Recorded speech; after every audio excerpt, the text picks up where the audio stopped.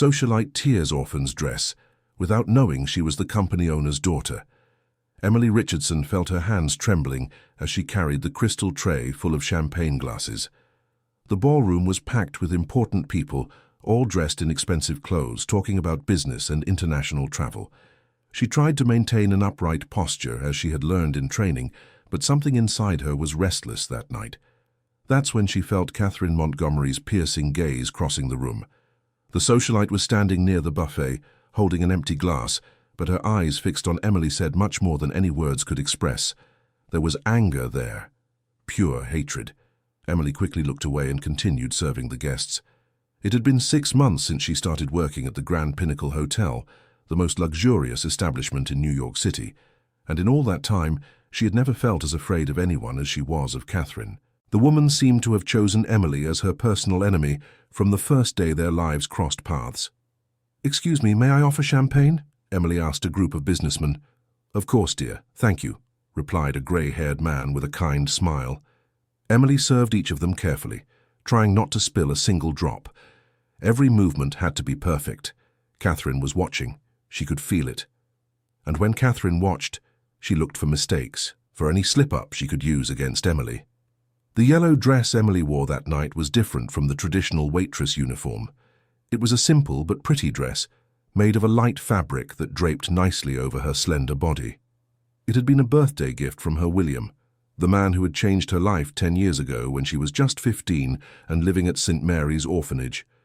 No one at the hotel knew Emily's story.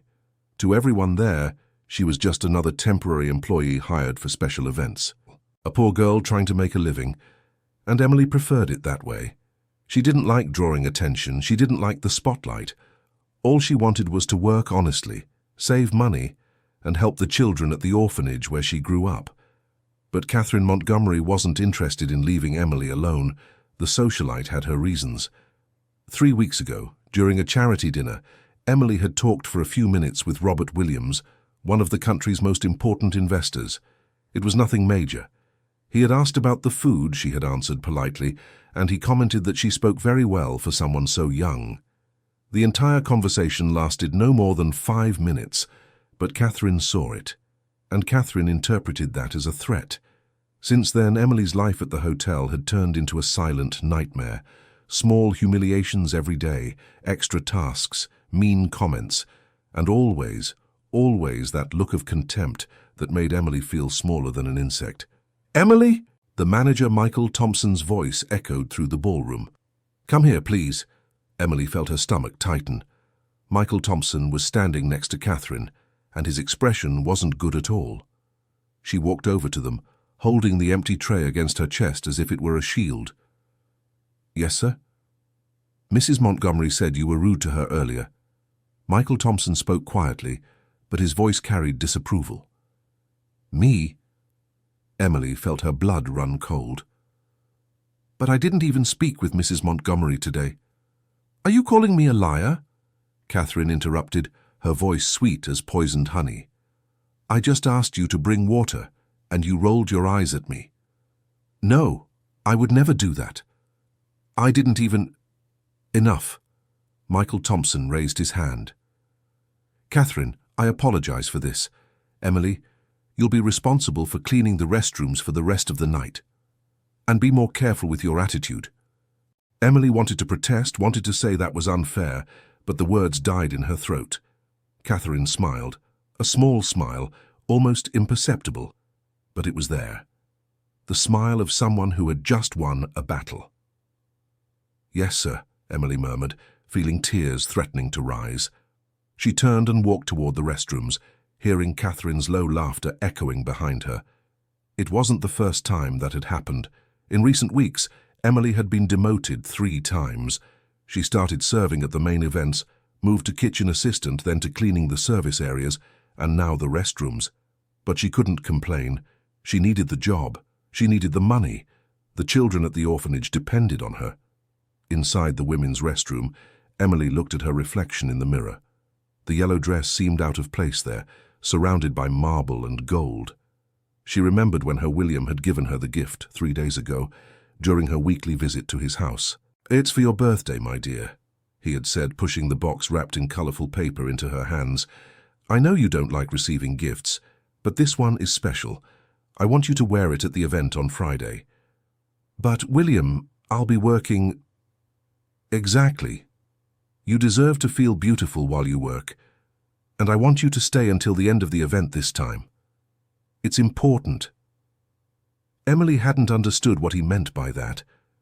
Her William had always been a man of few words, but his actions spoke loudly. Over the past 10 years he paid for her studies, helped with clothes and food, and never asked for anything in return.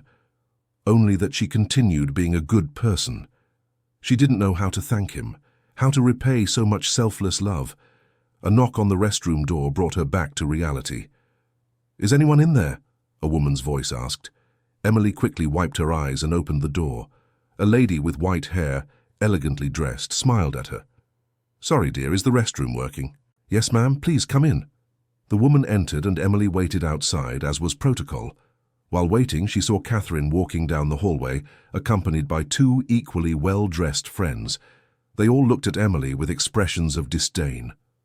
"Look, the orphan is still here," one of them commented loudly enough for Emily to hear. "I heard she's been seducing the rich men at the hotel," another added. "Must be looking for a husband to get out of poverty." Catherine laughed, that cruel laugh Emily knew so well. Poor thing. Doesn't she know real men don't marry waitresses? They just play around a bit, and then go back to women of their own level. The 3 continued down the hallway, their laughter echoing off the marble walls. Emily swallowed hard, trying not to let the words affect her. But it was hard. Very hard. The lady came out of the restroom a few minutes later. "Thank you, dear. Are you okay?" she asked, noticing Emily's red eyes. "I'm fine, ma'am. Thank you for asking." The woman hesitated for a moment, as if she wanted to say something more, but ended up just smiling kindly and continuing down the hallway. Emily returned to the main hall. The event was at its peak. Over 200 people were moving between the tables, talking, laughing, doing business. It was a charity event to raise funds for children's hospitals, and the donation amounts were announced on a giant screen. Catherine Montgomery was at the center of it all, as always. Her red dress drew attention, as did her pearl necklace that probably cost more than Emily would earn in her entire life. She laughed loudly, gestured dramatically, and everyone around her seemed mesmerized by her presence. Emily knew that Catherine wasn't just an ordinary socialite. She was the wife of Frederick Montgomery, a powerful businessman who held stakes in several companies in the city, and Catherine used that position as a weapon. No one dared to cross her. No one wanted to become the target of her wrath, except that Emily had become that target without even trying. "Emily, can you come here?" Jennifer, the catering coordinator, called. "I need you to take these trays to table 17. "Of course, Jennifer." Emily picked up the trays and carefully made her way through the tables. Table 17 was very close to where Catherine was chatting with a group of women. Emily tried to be quick, serve, and get away as fast as possible. But as she set the plates on the table, one of the women in Catherine's group recognized her. "Catherine, isn't that the girl you were talking about? The one who keeps flirting with married men?" Catherine slowly turned her head, her eyes meeting Emily's. For a second, Emily saw something beyond anger there. She saw fear, but she didn't understand fear of what. "Oh, yes. The little orphan," Catherine said loudly, causing several heads to turn. "I was just telling the girls how some people have no class or shame." Emily felt her face grow hot. Several people were watching them now. She wanted to disappear, to sink into the floor. "Excuse me," Emily murmured, trying to move away. "Wait a minute." Catherine took a step forward. "Where did you buy that dress?" It was a gift." "A gift?" Catherine laughed, and others laughed along. "From which of your rich admirers? Because this dress isn't cheap, dear. I recognize the brand. It costs at least $3,000. Emily felt the floor vanish beneath her feet. She had no idea the dress was so expensive. Her William never mentioned the price. "It was a gift from my father," she said softly. "Your father?" Catherine moved closer, her eyes gleaming with cruelty. "I thought you were an orphan." Isn't that what you told everyone when you were hired? That you grew up in an orphanage? Yes, but... So suddenly a father appears. How convenient. I bet he's some rich old man you tricked, playing the poor pitiful victim. The laughter grew louder. Emily felt hundreds of eyes on her, judging, condemning. Her hands were shaking so much she had to cross her arms to hide them. It's not like that, Emily tried to defend herself, but her voice came out weak, almost inaudible. Of course not, Catherine said sarcastically. You're an honest, hard-working girl who magically gets $3,000 dresses. Nothing suspicious about that. Emily felt tears fill her eyes. She looked around, searching for a friendly face, someone who could defend her. But everyone just watched, some with pity, others with morbid curiosity, waiting to see what would happen next. That's when Catherine delivered the final blow. She approached Emily, so close that Emily could smell her expensive perfume. And then, with a quick and brutal movement, Catherine grabbed the sleeve of the yellow dress and pulled hard. The sound of tearing fabric echoed through the hall like a gunshot. Emily screamed, trying to pull away, but Catherine held on tight. With another violent tug, the sleeve came off completely, leaving Emily's shoulder exposed. The delicate fabric couldn't hold, and soon another part of the dress began to tear. "Stop, please," Emily begged, but Catherine didn't stop. The people around were in shock. Some women covered their mouths, horrified. Men looked at each other, unsure what to do. But no one intervened. No one had the courage to confront Catherine Montgomery. "This dress is too expensive for you," Catherine yelled as she tore it. "Orphans don't wear designer clothes. You stole it from somewhere." No, it was a gift," Emily cried desperately, trying to protect what was left of the dress. But Catherine was blind with rage. She kept tearing, pulling, destroying. When she finally stopped, the yellow dress was in shreds. Large rips revealed Emily's undergarments as she desperately tried to cover herself with her hands and the scraps of fabric. The silence in the hall was deafening. Emily stood there, frozen in the middle of all those wealthy strangers, practically naked, humiliated in the worst possible way. Tears streamed endlessly down her face, and she trembled so violently she could barely stand.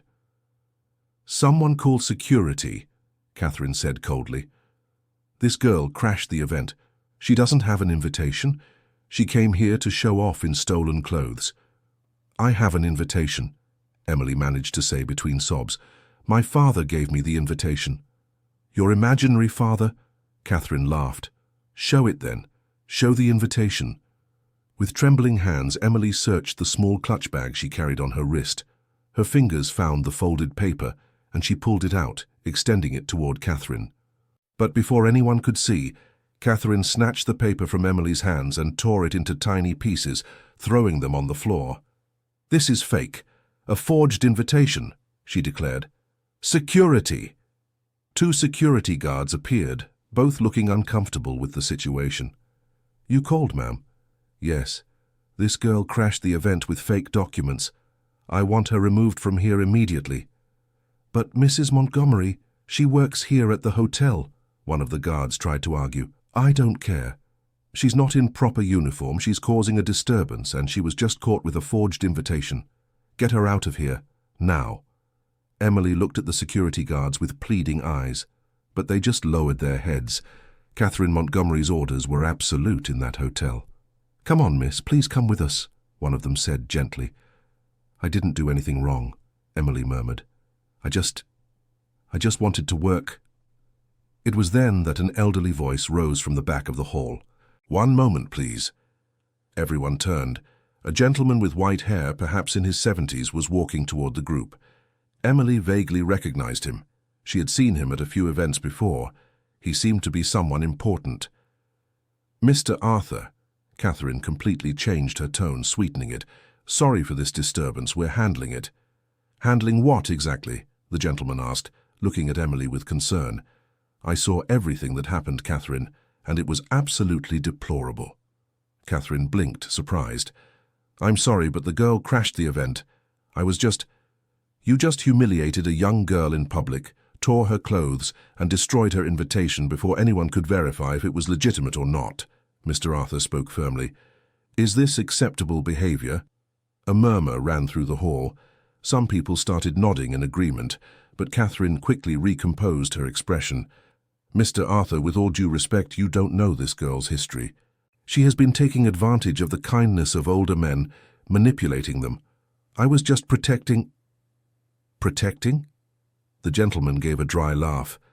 "Catherine, if you continue with this line of reasoning, I will have to reconsider my company's sponsorship of the events you organize." Catherine's face paled.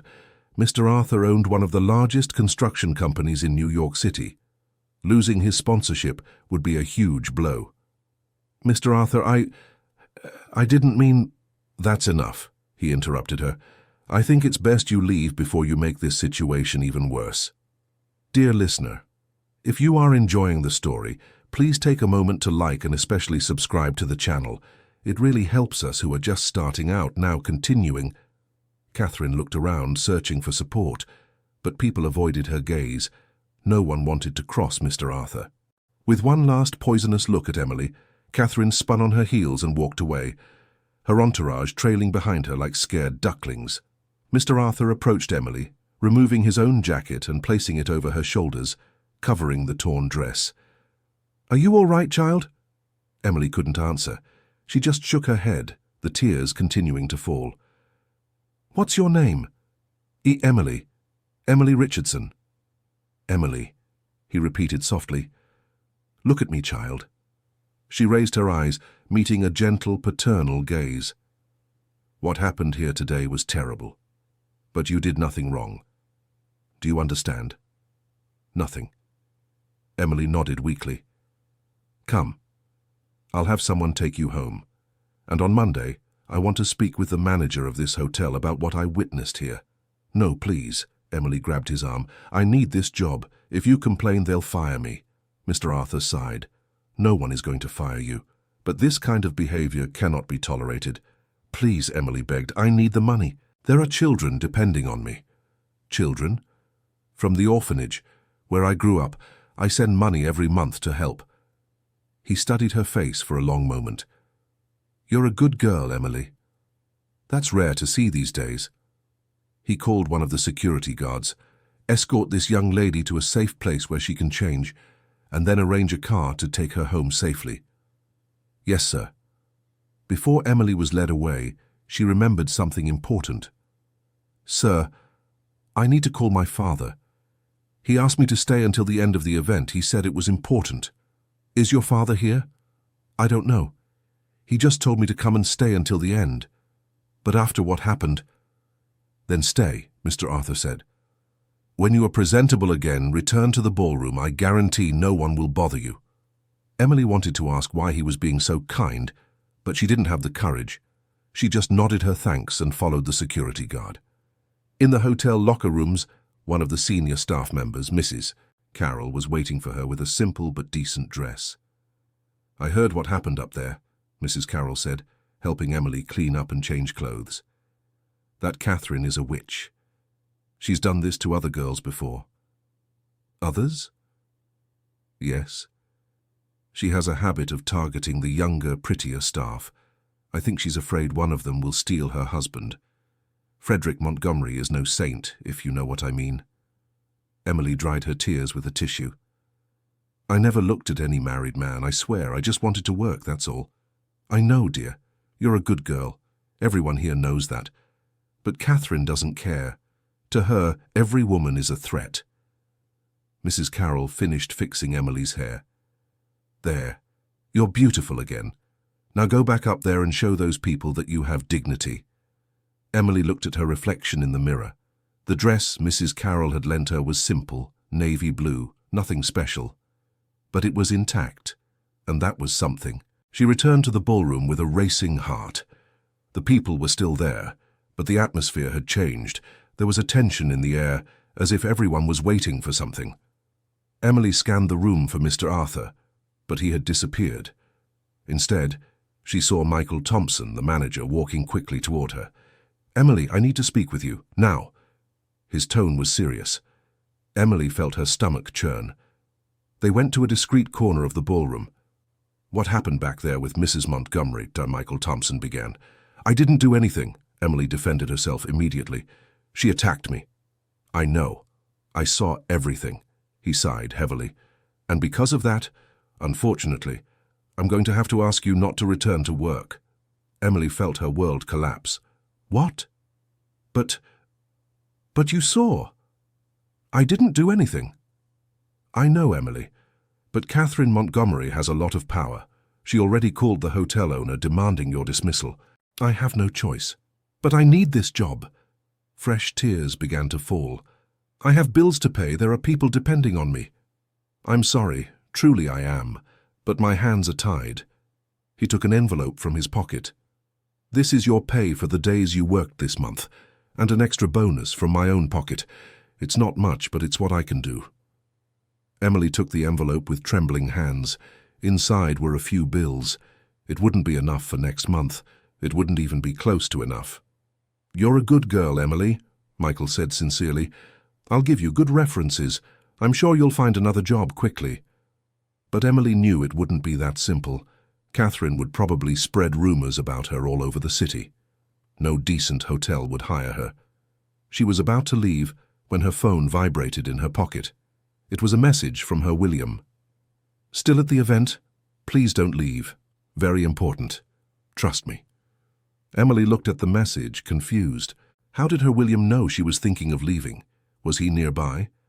She wrote back, Dad, something bad happened. I think I'd better go home.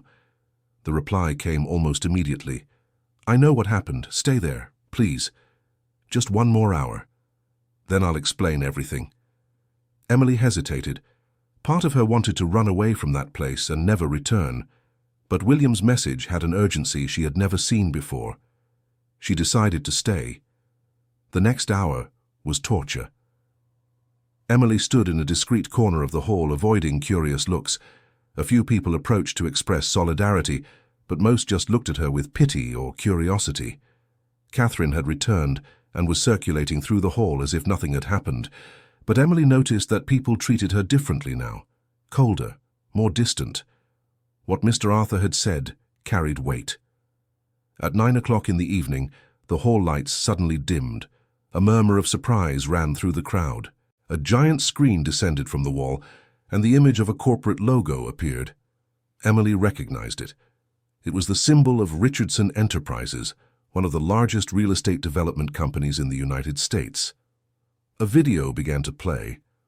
On the screen appeared a man in a suit. His face wasn't clearly visible because he was backlit, creating a dramatic silhouette. Good evening, everyone, the man's voice echoed through the hall. I apologize for interrupting this wonderful event, but I have some important announcements to make. Emily heard murmurs around her. People seemed intrigued. My name is William Richardson, and I am the president of Richardson Enterprises. The murmur grew. Everyone knew that name. William Richardson was a business legend. Reclusive, he rarely appeared in public, but his company moved billions. Emily felt her heart race. William Richardson. Could it be a coincidence that he had the same name as her William? Many of you don't know me personally, the man on the screen continued. I prefer to stay out of the spotlight, but today is an exception. Today is a special day. The camera moved closer, and finally the man's face became visible. Emily brought her hand to her mouth, stifling a scream. It was him, it was her William, her adoptive father, the kind man who visited the orphanage, who paid for her studies, who treated her like a daughter. Today marks the 10th anniversary of one of the most important days of my life, William on the screen said. The day I met my daughter. Emily couldn't breathe. 10 years ago, I visited St. Mary's Orphanage for the first time. I was lost. My family had left me. I had money, success, power, but I was empty inside. And then I met a 15-year-old girl who changed everything. Tears began to stream down Emily Richardson's face. This girl, this special young woman, had just lost the only foster mother who had been kind to her. She was alone in the world, but even so, when she saw me sitting on the bench at the orphanage, she came up to me and asked if I was okay. Imagine, a child who had every reason to be bitter with the world, worried about a stranger. The entire hall was in absolute silence now. We talked for hours that day. She told me her dreams. She wanted to study. She wanted to help other children. She wanted to make a difference in the world. She asked for nothing for herself. She only wanted to help others. William on the screen smiled. I decided that day that I would adopt her, but she didn't want to. She said she didn't want to be a burden to anyone. So we made a deal. I would help with her studies and basic needs, and she would strive to be the best person she could be. And she delivered. More than delivered. Emily was openly crying now. Several people around her looked at her, starting to make the connection. This girl, now a 25-year-old woman, has been working since she was 16. She never wanted to live at my expense. She finished high school with perfect grades. She went to college at night while working during the day. And every penny she had left over she sent to the orphanage where she grew up. People began to murmur, impressed. I tried to give her more. I tried to make her life easier. But she always refused. She said she wanted to earn things on her own merit. The only things she accepted from me were books and occasionally simple clothes. William paused. Until 3 days ago, on her birthday, I insisted that she accept a special gift. A yellow dress. It wasn't just any dress. It was the dress that belonged to Mary Elizabeth Richardson. Emily froze. That name. She knew that name. Mary Elizabeth was my wife, William continued, his voice becoming emotional. She passed away 15 years ago, saving a child from a fire in one of our construction buildings. She was an extraordinary woman, kind, generous, always thinking of others before herself. He cleared his throat. And the child she saved that day was the daughter of 2 of our most dedicated employees, John Charles Miller and Teresa Mary Miller. They had worked at the company for years, honest, hard-working people, the kind who are the backbone of any organization. Emily could barely process what she was hearing. Unfortunately, John and Teresa also left us in a car accident when their daughter was just 3 years old, and that daughter... William looked directly at the camera, and Emily felt he was looking right at her.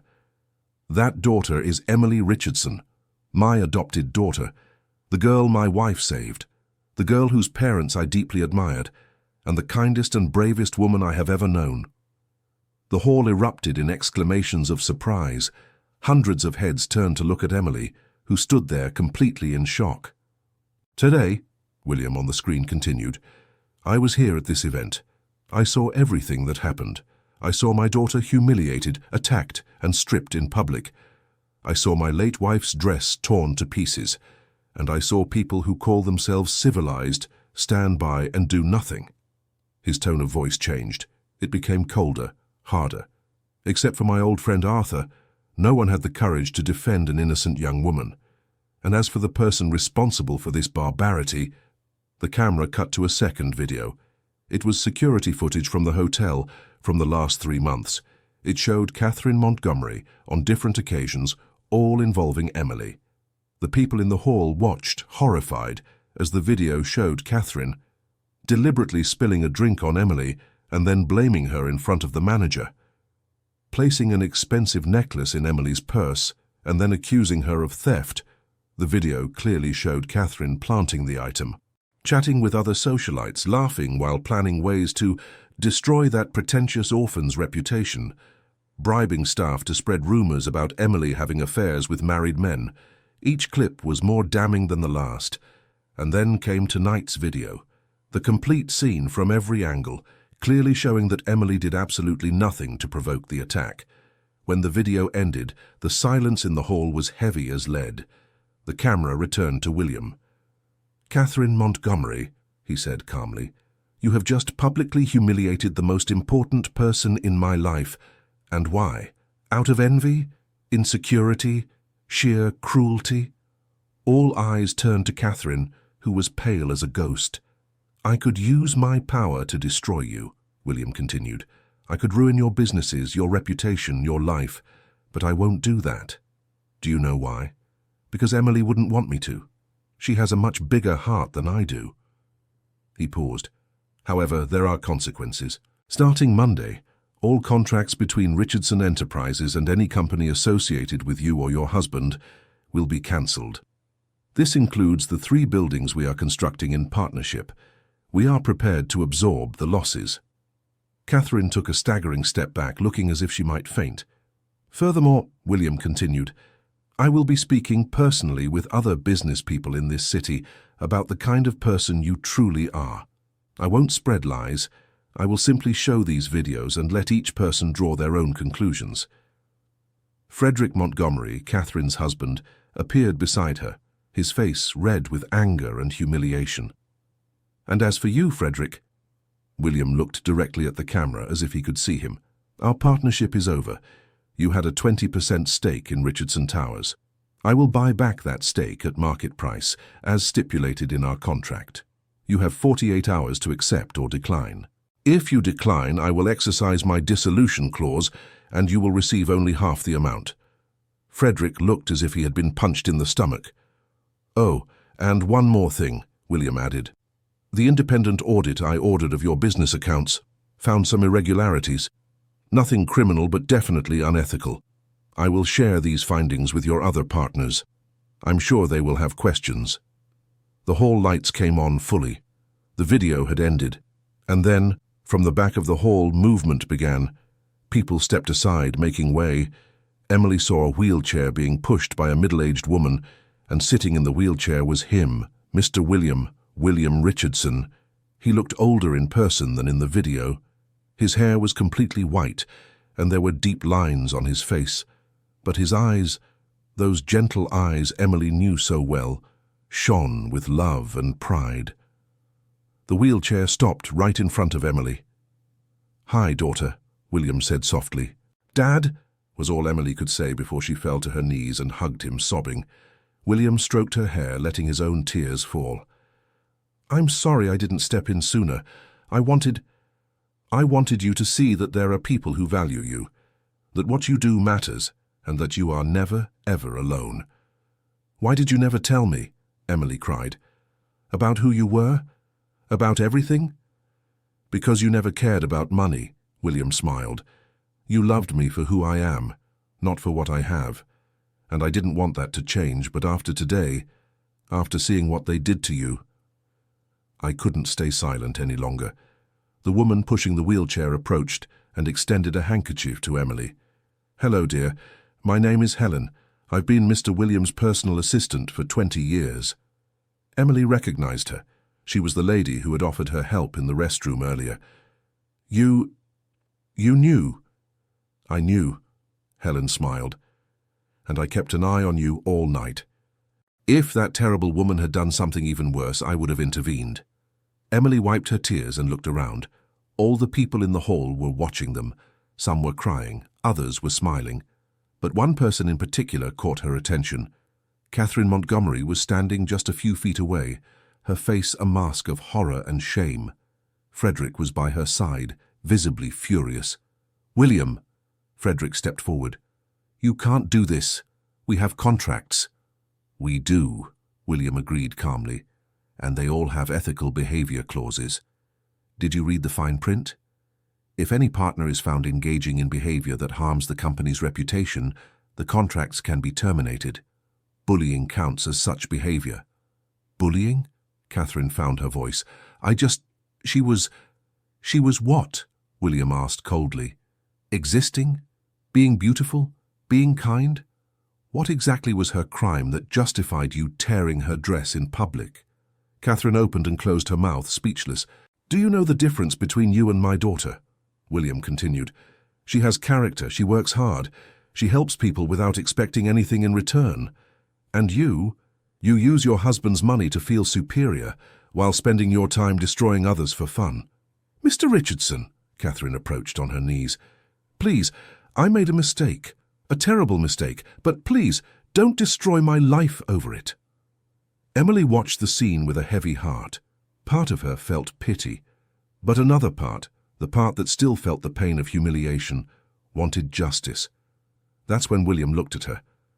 Emily, the decision is yours. If you want me to forgive her, I will. You're the one who has to live with it. All eyes turned to Emily. The silence was absolute. Emily looked at Catherine. The woman was devastated, destroyed. All her air of superiority had crumbled. She was just human, flawed, broken. And Emily, who had spent 10 years learning about compassion and forgiveness, knew what she had to do. "I forgive you," Emily said softly. Catherine lifted her head, surprised. "What?" "I forgive you," Emily repeated. "What you did was horrible. It hurt me deeply. But holding on to anger won't change what happened. And I don't want to be the kind of person who wishes harm on others, even when they've hurt me." Tears streamed down Catherine's face. "But," Emily continued, "I hope you learn from this, that you understand your actions have consequences, and that you treat people with more kindness from now on." William smiled proudly. "My daughter," he murmured. But before anyone else could say anything, Frederick exploded. "This is ridiculous. William, are you destroying years of partnership over a woman's tantrum?" "Tantrum?" William turned to him. "Frederick, your wife committed serious bullying in front of 200 witnesses. It was filmed. If Emily wanted, she could sue. And frankly, she still can." Frederick paled. "And as for the irregularities I mentioned," William continued, "do you really think your other partners will be happy when they find out you've been using company funds to cover personal gambling debts?" Frederick froze. How do you know that?" "I do my homework," William said simply. "I always do. And when my daughter told me she was being pursued by someone powerful at the hotel, I investigated. You'd be surprised what a full audit can reveal." Fernando looked around, seeing the judgmental faces surrounding him. His reputation was ruined, and he knew it. "Let's go." He grabbed Catherine's arm. "Now." Catherine allowed herself to be dragged away, but before leaving she looked at Emily one last time. "I'm sorry," she whispered, "truly." And then they were gone, leaving a trail of shocked murmurs. Mr. Arthur approached William and Emily. "William, my old friend, you certainly know how to make a dramatic entrance." William laughed. "Arthur, thank you for defending my daughter earlier." "No need to thank me. It was the right thing to do." Arthur turned to Emily. "Young lady, you have a heart of gold. Your father is right to be proud." Emily blushed. "Thank you, sir, for helping me." Michael Thompson, the hotel manager, appeared timidly. "Mr. Richardson, I didn't know. If I had known Emily was your daughter—" "And should that make a difference?" William cut him off. "If she were just any employee without powerful connections, would it be acceptable to let someone humiliate her like that?" Michael Thompson lowered his head, ashamed. "No, sir, of course not."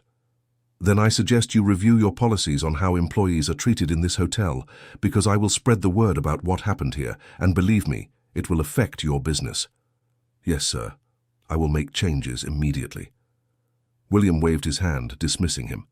Mrs. Carroll, the employee who had helped Emily change, approached timidly. "Emily, dear, I'm so happy everything got cleared up." Emily hugged the older woman. "Thank you for everything, Mrs. Carroll. You've always been kind to me." "You deserve it," Mrs. Carroll smiled. "And now that everyone knows who you are, I'm sure things will get better." But Emily shook her head. "I don't want things to be different. I don't want special treatment just because my father is rich and powerful. I just wanted people to be decent to each other." Dear listener, if you're enjoying the story, please take a moment to like and especially subscribe to the channel. It really helps us who are just starting out, now continuing. William pulled Emily closer. "You won't be working in hotels anymore, daughter. It's already decided." "But Dad, no arguments. You're going to take a position at the company." "It's time. But I don't know anything about real estate development." "Not in the construction part," William smiled. "Remember I told you about the foundation I created? The Mary Elizabeth Foundation?" Emily nodded. She knew her father maintained a charity foundation in honor of his late wife, but never knew details. "The foundation works with children in vulnerable situations, orphanages, foster homes, education programs, and I want you to take over as director." "Me? But Dad, I have no experience." "You have exactly the experience that matters. You've lived the reality these children live. You know what they need, not from a theoretical standpoint, but for real. And more importantly, you care." Emily felt fresh tears beginning to fall. "Dad, I don't know what to say." Say yes. Say you'll accept. Say you'll make me happy in my remaining years. Remaining years? Emily looked at him, frightened. Are you sick? William sighed. I have a heart condition. Nothing immediate, but I won't live forever, daughter. And before I go, I want to know that Mary Elizabeth's work will continue, in the hands of someone who truly cares. Emily hugged her father tightly. I accept. I'll do the best I can. I know you will. The evening continued, but now with a completely different atmosphere. People approached Emily and William, wanting to greet them, get to know them, network, but William kept the interactions brief, shielding Emily from the chaos. Finally, around midnight, they left the event.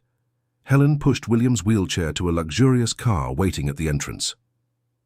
Sir, I have the documents you requested. Helen handed a thick folder to William. Thank you, Helen. Emily looked on curiously. What are those documents? The legal paperwork for your adoption. Official, with your full name, Emily Richardson. And also, he pulled out another set of papers. The deed to the house where you live. The house? But I rent. Not anymore. It's yours now. It's paid off. Dad, Emily exclaimed, this is too much. No, it's not. It's the least you deserve, and there's more. He handed her a credit card. This is linked to an account with $50,000. Use it for whatever you need. Clothes, furniture, whatever you want. 50,000. Dad, I can't accept this. Yes, you can and you will. William was firm. Emily, you spent 10 years living with the bare minimum, refusing my help. Let me spoil you a little now. Please. Emily looked at the card, at the documents, at the father she loved so much. Okay, she gave in. But just this once. William laughed. We'll see how long that promise lasts. The car took them to William's house, a huge mansion in an upscale neighborhood of New York City. Emily had been there several times before, but always as a visitor. She had never stopped to truly appreciate the luxury. You're going to live here now, William announced as they entered. What? But I have my house. Which is also yours. But here you have space, security, and you won't be alone. Helen lives here too in the annex, and I would be much more at ease knowing you're nearby. Emily looked around. The house was beautiful, full of art and history, but it also seemed lonely. Do you live here alone, besides Helen? Yes. Since Mary Elizabeth passed, this house has been too big. But with you here, maybe it will come to life again. How could Emily refuse? All right, I'll live here, but I'll help with the household chores, William laughed again. Daughter, we have staff for that. I don't mind. I like doing things myself. Stubbornness runs in the family, I see.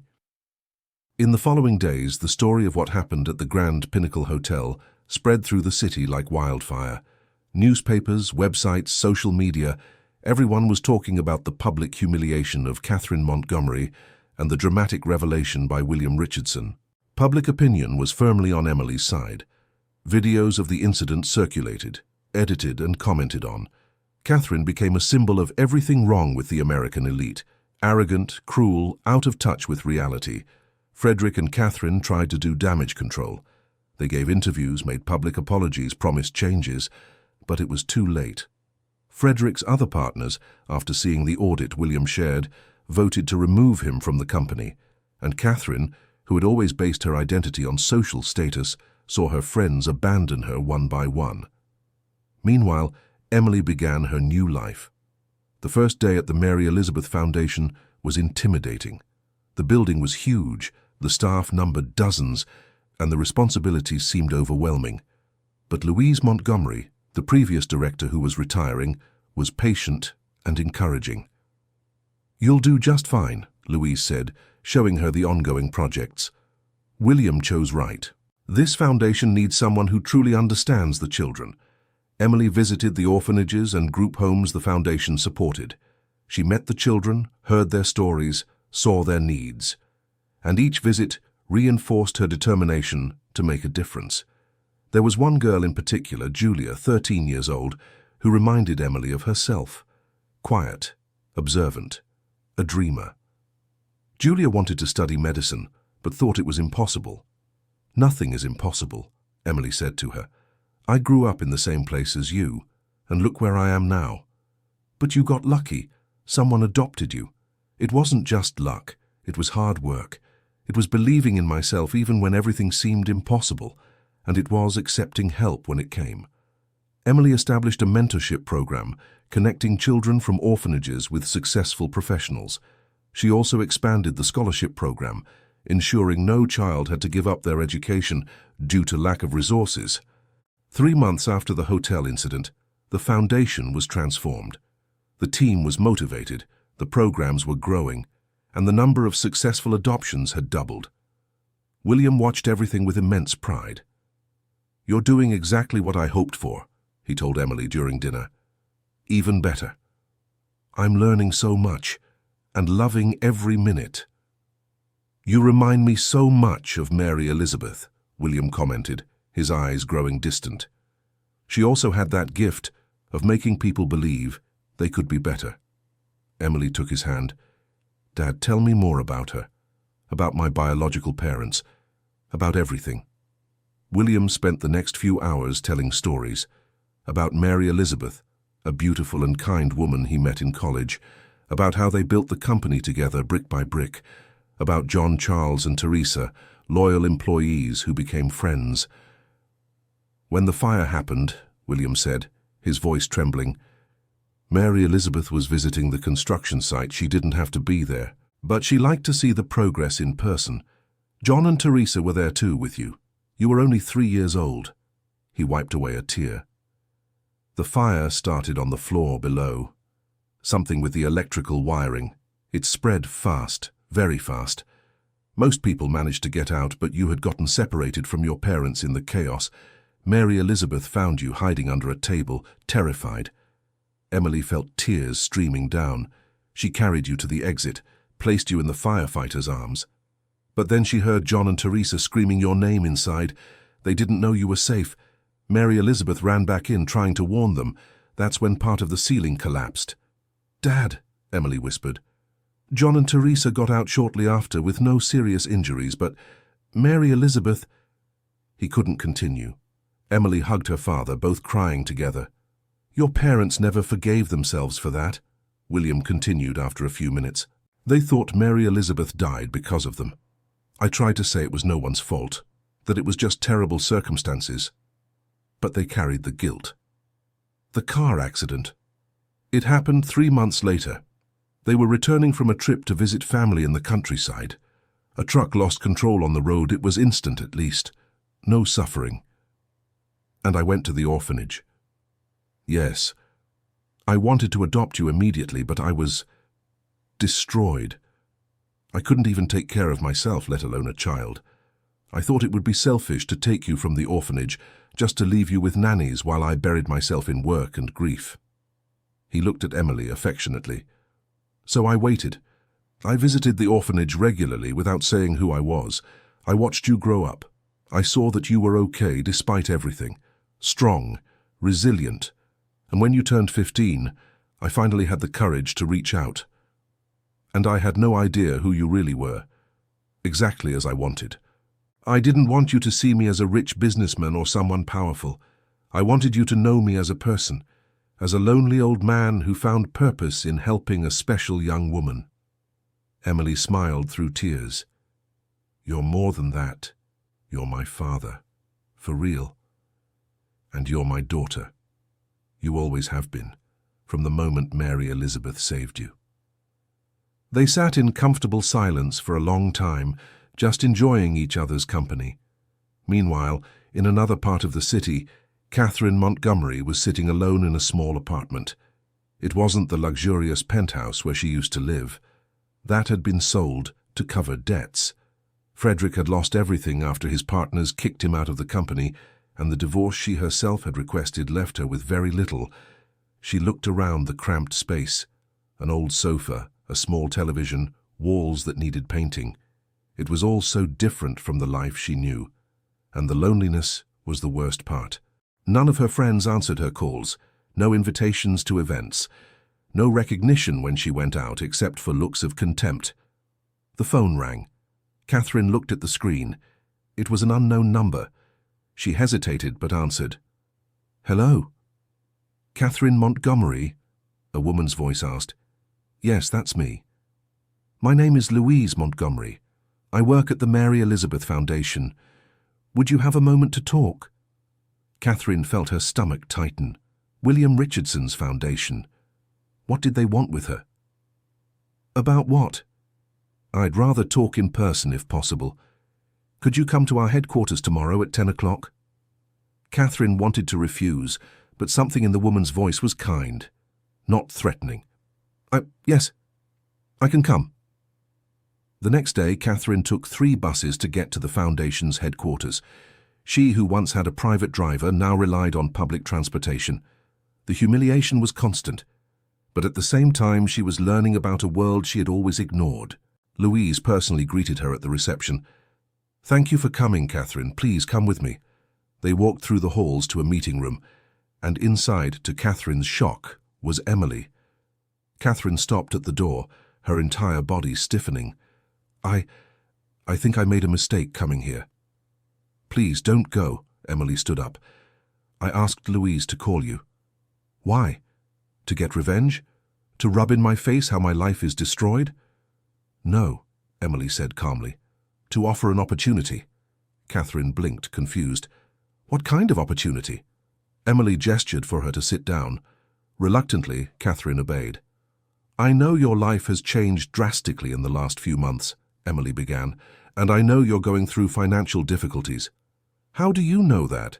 "Because I pay attention, and because, believe it or not, I care." Catherine let out a bitter laugh. "You care? After everything I did to you?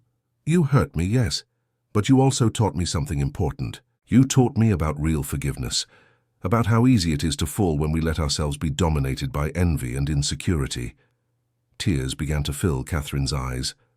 "I was so wrong. So wrong.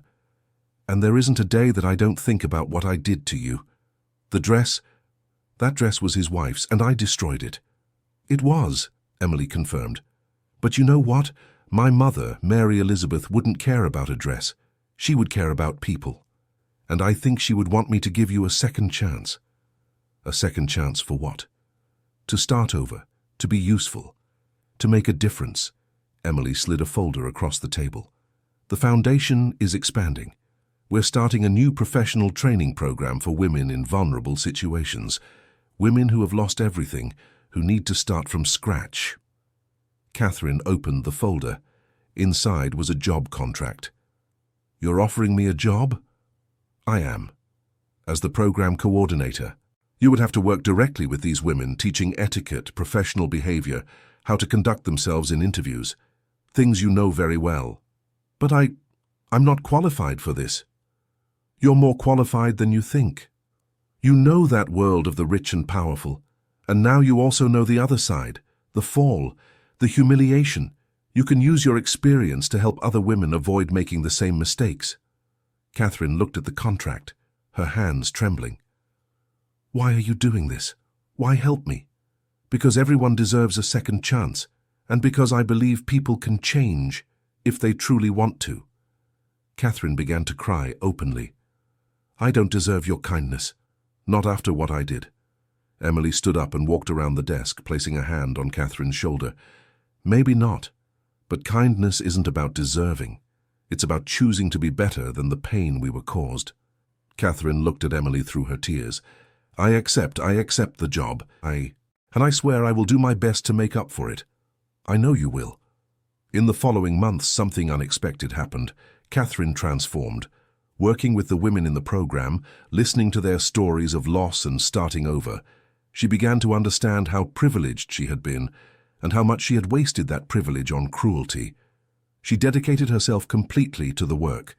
She arrived early, left late, went beyond what was expected, and the women responded to her. Because Catherine didn't pretend. She was honest about her mistakes, about her fall, about how arrogance destroyed her. "I was you," she told them. "I had everything and threw it away because I didn't value the right people. Don't make the same mistake I did." Emily watched the transformation with admiration. She wasn't sure if Catherine had really changed, but it was happening before her eyes. One day, 6 months after Catherine started at the foundation, she approached Emily in her office. "Can I talk to you?" "Of course, Catherine, sit down." Catherine sat, looking nervous. "I wanted to tell you something I discovered." "What is it?" "Remember when I said Frederick had gambling debts?" "Yes." "Well, I was looking through some old papers trying to sort out some divorce issues, and I found something strange. Documents about a project Frederick's company had with Richardson Enterprises, a commercial building that was never completed." Emily leaned forward, interested. "And?" "And it seems there was a serious problem with the building's foundation. Cracks, poor quality materials. Frederick knew about it, but hid it from everyone, including your father. If that building had been completed and occupied, it could have collapsed." Emily felt her blood run cold. "Do you have proof of this?" "I do. Emails, engineering reports that were suppressed, everything." "Why are you telling me this?" Catherine looked directly into Emily's eyes. "Because it's the right thing to do, and because your father deserves to know. That building is still there, abandoned.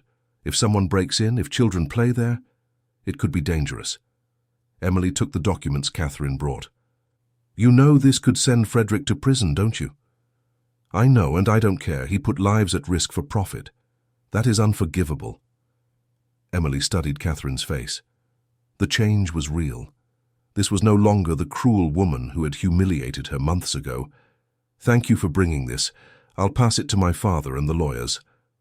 Catherine stood up to leave, but Emily called her. "Catherine?" "Yes?" "I'm proud of you, truly." Catherine smiled, a genuine smile that lit up her face. "That means more than you know." When William learned about the documents, he was furious. Not with Emily or Catherine, but with Frederick. "That wretch could have killed people," he raged. "And he still had the audacity to accuse me of being unfair to him." William's lawyers filed a formal lawsuit. The authorities were notified, and Frederick, who was already in a bad situation, now faced serious criminal charges. But for William, that was secondary. His health was worsening. Emily noticed the changes. He tired more easily. He had trouble breathing sometimes, and the hospital visits were becoming more frequent. "Dad, you need to slow down at work," she begged. "I can't, my dear. There's still so much to do. None of that matters if you're not here." William took her hand. "Emily, I've already lived longer than I deserved. I've watched you grow up, seen you take over the foundation and make it even greater than I dreamed. I'm at peace." "Don't talk like that." Tears streamed down her face. "You can't leave me. Not now. Everyone goes someday, my dear, but the love we leave behind stays forever." One day William asked Emily to accompany him to a special place. They drove to a quiet cemetery on the outskirts of New York City. He led her to 3 graves side by side: Mary Elizabeth Richardson, John Charles Miller, Teresa Mary Miller. "They're together," William explained. "When your parents passed away, I wanted them to be close to Mary Elizabeth. It felt right." Emily knelt before the graves, placing fresh flowers on each one. "Thank you," she whispered. "Thank you for giving me life. Thank you for saving me. Thank you for taking care of me." William joined her, getting as low as his wheelchair allowed. "Mary, our girl, is beautiful," he spoke to his wife's headstone. "You would be so proud. She's just like you, kind, strong, full of love to give." They stayed there for an hour in respectful silence, just remembering. On the way back, William was quiet, thoughtful. "Dad, what is it?" "I'm thinking about legacy," he said finally. "About what we leave behind. Mary Elizabeth left love. Your parents left you. And I hope to leave something that makes a difference. You already have, Dad. The foundation, all the lives you've touched, You are my greatest legacy," he interrupted. "Everything else is just money and bricks. But you are real. You are love in action." Dear listener, if you're enjoying the story, please take a moment to like and especially subscribe to the channel. It really helps us who are just starting out. Now continuing. That night, William had a severe heart attack. Emily was with him, thank God. She called the ambulance immediately and they managed to stabilize him in time. But at the hospital the doctors were clear. "Mr. Richardson, you need a heart transplant. Without it, it's just months." "How long is the waiting list?" William asked calmly. "It could take years. And at your age the priority is lower." William nodded, accepting. "I understand." Emily was devastated. There has to be another way. Surgery, experimental treatment, something. "Emily," William held her hand, "it's already okay." "How can it be okay? You could die." "Everyone dies, my dear. What matters is how we live. And I've lived well, especially the last 10 years with you." Emily cried on his shoulder, feeling like that 15-year-old girl at the orphanage again. Scared, alone. "I don't know how to live without you." "Yes, you do. You're strong. Stronger than I ever was." In the following days, while William recovered in the hospital, Emily refused to accept fate. She researched, consulted specialists, looked for alternatives. It was then that Helen, William's loyal assistant, approached her. "Emily, I need to show you something." Helen took Emily to a safe in William's house. Inside there were dozens of letters, all addressed to Emily, all written in William's own hand, each one dated to be opened on future dates. "He started writing these letters 5 years ago," Helen explained. "One for each of your birthdays until you turn 50, one for your wedding day, one for when you have children, for when you feel lost, for when you need advice." Emily took one of the letters with trembling hands. On the envelope it said, "Open when you feel alone." "He always knew he would leave before you," Helen said softly. "And he wanted to make sure you always had his words when you needed them." Emily hugged the letters to her chest, crying, "He's incredible." "Yes, he is. And he loves you more than anything in this world." Emily decided in that moment that she would fight. She would fight with everything she had. William deserved to live. He deserved to see everything she would still do with the foundation. He deserved to meet his future grandchildren. He deserved years of peace and happiness. She used all available resources, contacted the best cardiologists in the world, researched experimental programs, moved mountains. And then, miraculously, 3 weeks later, came the call. "Miss Richardson, we have a compatible heart. Your father can have the transplant." Emily almost fainted with relief. The surgery was long, 12 hours of agonizing waiting. Emily wasn't alone. Louise came. Mrs. Carroll came. Mr. Arthur came. And to everyone's surprise, Catherine came too. "He gave me a second chance through you," Catherine explained. "I want to be here." When the surgeon finally came out, his face was tired but satisfied. "The surgery was a success. The heart is working well. It will take time for full recovery, but he will survive." Emily broke down in tears of relief. Everyone around her cried with her. William's recovery was slow but steady. He spent 3 weeks in the hospital, then 2 more months recovering at home. But each day, he grew stronger. "This is a miracle," he told Emily one day. "I didn't think I'd see my next birthday, and now I have a whole second life ahead of me." "You'll see much more than birthdays," Emily promised. "You'll see me get married, you'll meet your grandchildren, you'll see the foundation grow even more." "Married?" William raised an eyebrow. "Is there someone I should know?" Emily blushed. "Not yet. But who knows? Actually, there was someone. Ryan Fisher, a doctor who had cared for William during his recovery. He was kind, dedicated, and had a laugh that made Emily's heart race. They had talked a lot during Emily's visits to the hospital, about medicine, about the foundation, about life, and there was a connection there. Something special. Ryan asked her to dinner a week after William was discharged. "Would it be inappropriate?" he asked timidly. "I know I was your father's doctor." "He's been discharged," Emily smiled. "So I think it's fine." The dinner was wonderful. Ryan was funny, smart, and shared the same values as Emily. He worked at a free clinic on weekends, helping people who couldn't afford care. "Here's where I feel most useful," he explained. "Private practice pays the bills, but at the free clinic I make a real difference." Emily fell in love a little more with every word. In the following months, the relationship blossomed. William adored Ryan. "That young man is good," he told Emily. honest, hard-working, and he looks at you like you're the most precious thing in the world. That's how I feel when I'm with him. Then hold on to him, my daughter. True love is rare. 1 year after William's heart transplant, the foundation organized a big event, a charity dinner to raise funds for the new higher education program. The chosen venue was, ironically, the Grand Pinnacle Hotel, the same place where Emily had been humiliated. "Are you sure about this?" Ryan asked when Emily told him where the event would be. "I am. I won't let that place hold only bad memories. We'll create new ones." The night of the event was magical. More than 500 people attended. Business people, celebrities, politicians, all wanting to support the foundation's work.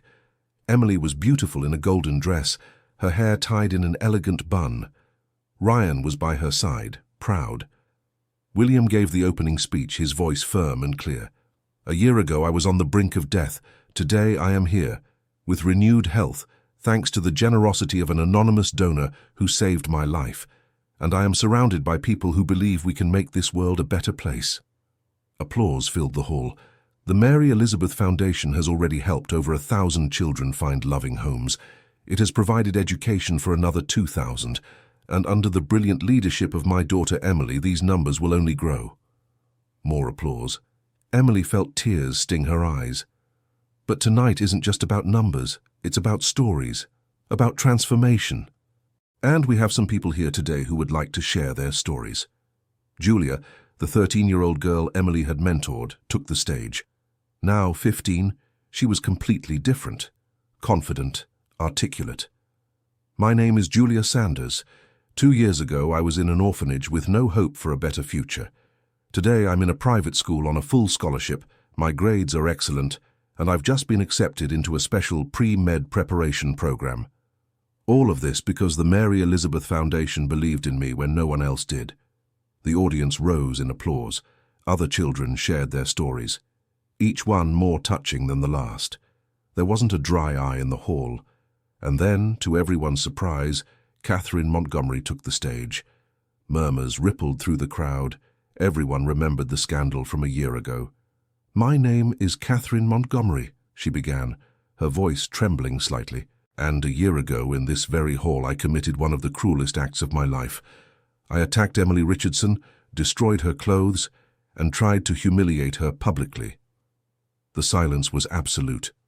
"I did it because I was jealous, because I was insecure, because I believed my worth came from putting others down. I was wrong, so terribly wrong."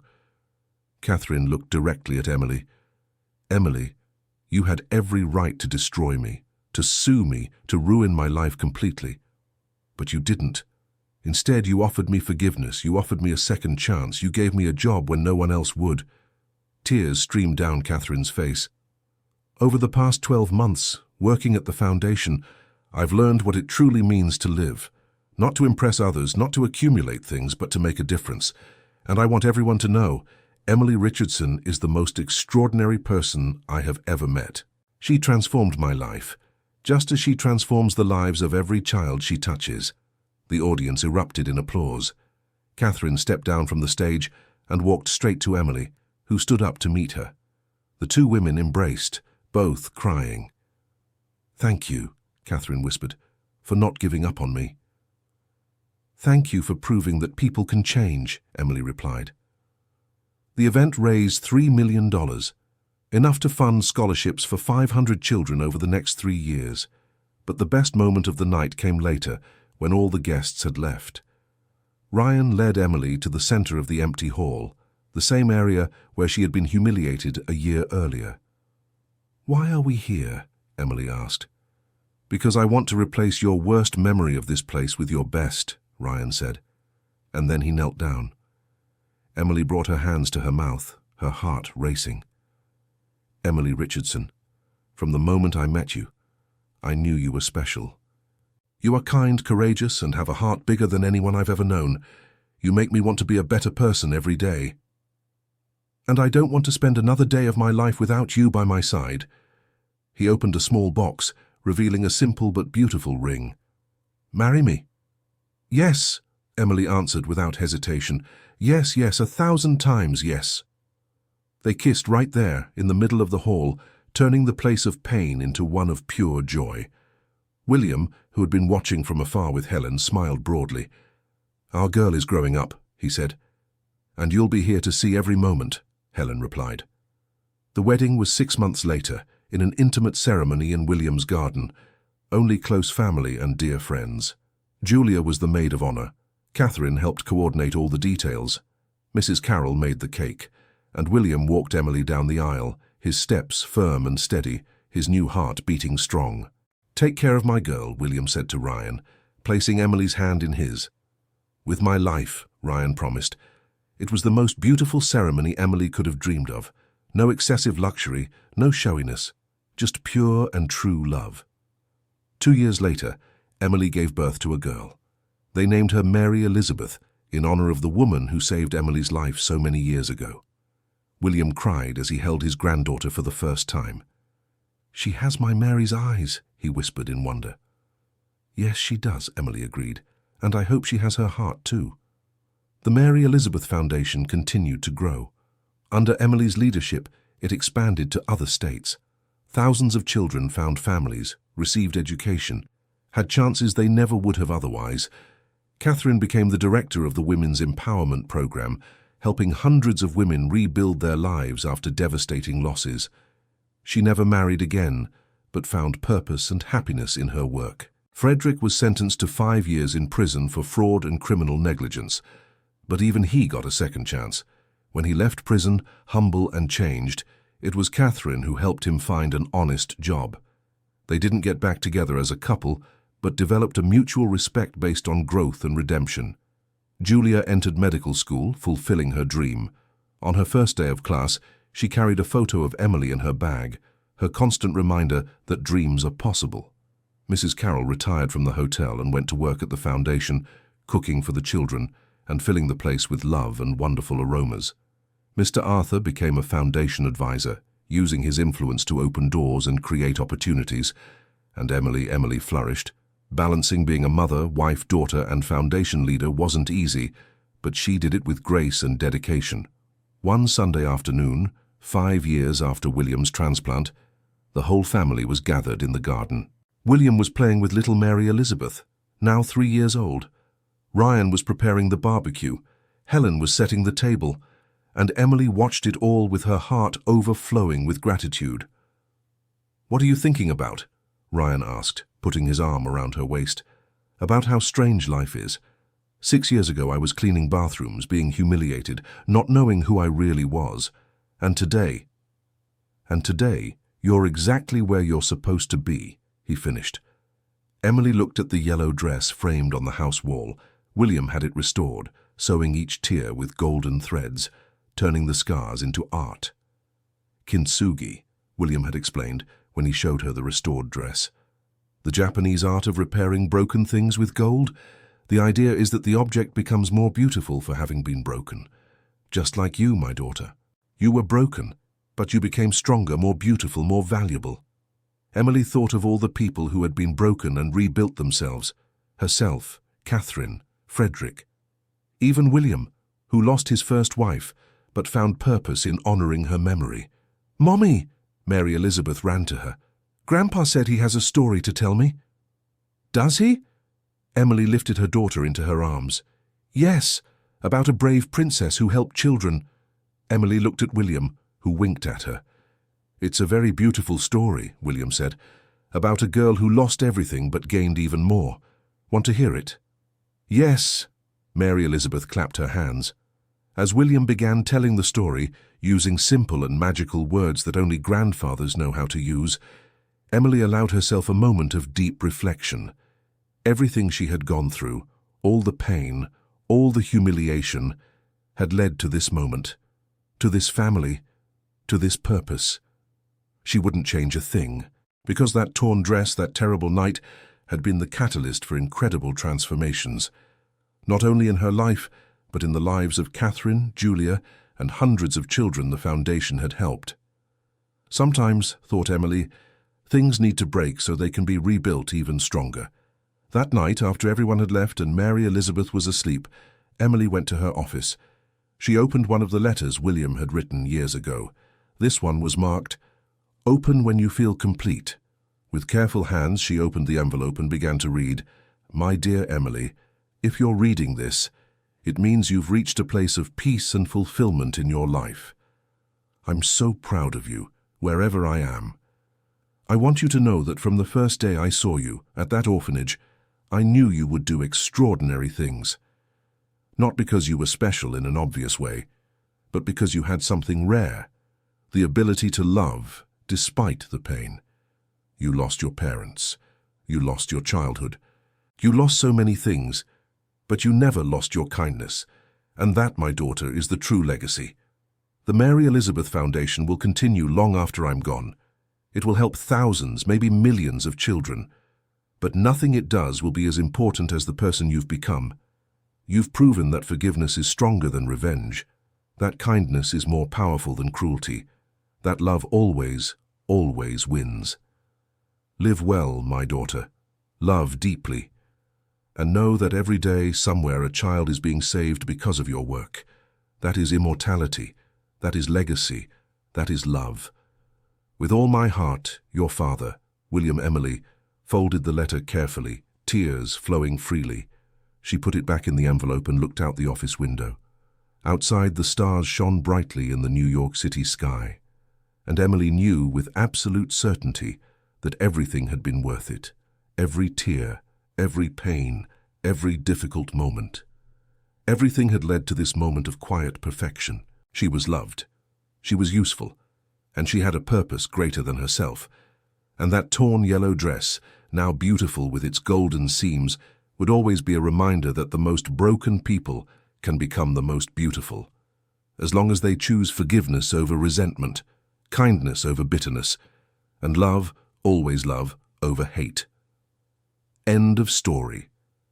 And you, what did you think of this story? Do you think you would have the same kind heart as Emily? Have you ever been through a humiliating situation that transformed you? Tell us honestly in the comments. Your story might inspire other people going through difficult times. Oh, and if this story touched your heart, don't forget to leave that special like and especially subscribe to the channel so you don't miss other moving stories that will make you reflect on forgiveness and second chances. Thank you so much for your company.